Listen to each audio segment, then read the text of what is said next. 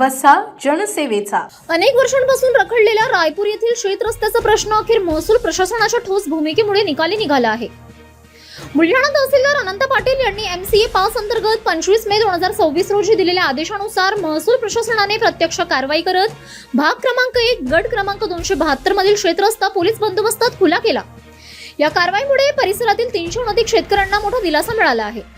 यावेळी माननीय अप्पर तहसीलदार सौ निकिता गद्रे, तलाठी, मंडळ अधिकारी, महसूल कर्मचारी तसेच रायपूर पोलीस प्रशासन उपस्थित होते.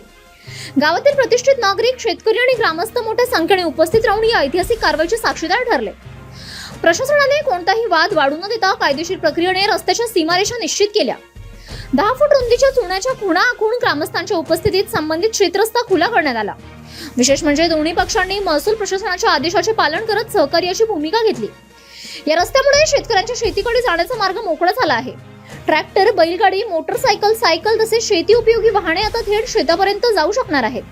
त्यामुळे शेतमाल वाहतूक, खत बियाणे, ने-आण, कृषी अवजारे पोहोचवणे अधिक सोपे होणार असून शेतकऱ्यांचा वेळ, श्रम आणि खर्च वाचणार आहे. महसूल आणि पोलीस प्रशासनाच्या समन्वयातून संपूर्ण कारवाई शांततेत पार पडली. वर्षानुवर्ष अडकलेला प्रश्न मार्गी लागल्याने रायपूर परिसरातील शेतकऱ्यांमध्ये आनंदाचे वातावरण आहे. प्रशासनाच्या या धडाकेबाज निर्णयाचे सर्व स्तरातून स्वागत होत आहे. City news.